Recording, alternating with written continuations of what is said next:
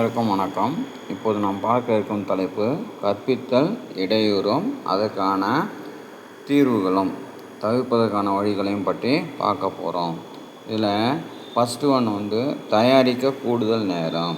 நம்மளுக்கு இருக்கிற பணிகளில் கூடுதலாக இதுக்கான ஒவ்வொரு வாட்டியும் செய்கிறது சிரமமாக இருக்குது அப்படின்னாக்கா, ஒரு வாட்டி செய்கிறத கம்ப்யூட்டரில் கரெக்டாக நம்ம செஞ்சுட்டு அதுக்கப்புறம் பின்னாடி வரும்போது அது பிரிண்ட் எடுத்தோம் அப்படின்னாக்கா அந்த டைம் பத்தலை அப்படின்றத கொஞ்சம் மேனேஜ் பண்ணலாம். ஏன்னா இன்றைக்கி இருக்கிற சுச்சுவேஷனில் நிறைய ஒர்க்கு கம்மிட் ஆகாதனால கம்ப்யூட்டரில் செஞ்சு செய்கிற ஒர்க்கு நம்மளுக்கு பின்னாடி யூஸ் ஆகும்.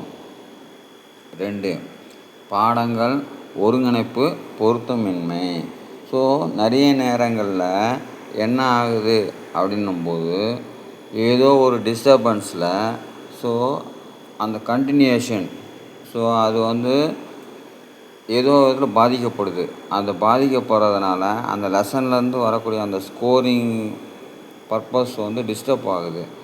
அதை செய்கிறதுக்கு என்ன பண்ணலாம் அப்படின்னாக்கா, கற்றல் விளைவுகள் தொடர்பான பாடக்கருத்துக்கள் வரைபடம்.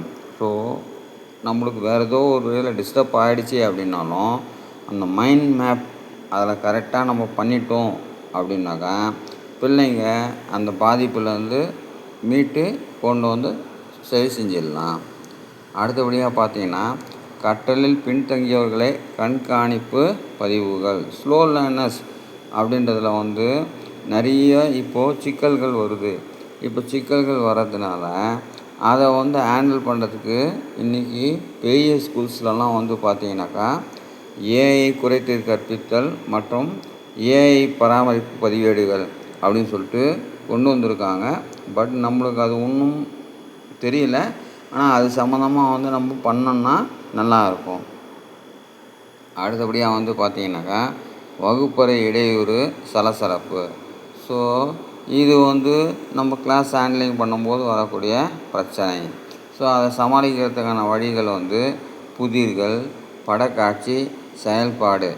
படக்காட்சின்றது வீடியோஸ் இல்லை வேறு ஏதாவது ஃபோட்டோஸ் இல்லை வேறு ஏதாவது கூட இது பண்ணிக்கலாம். இந்த மாதிரி நம்ம கரெக்டாக பண்ணோம் அப்படின்னாக்கா இதை சரி பண்ணிக்கலாம். இந்த மெத்தடில் நம்ம டீச்சிங்கில் ஏற்படுற டிஸ்டர்பன்ஸை சரி செஞ்சுக்கலாம். தேங்க்யூ.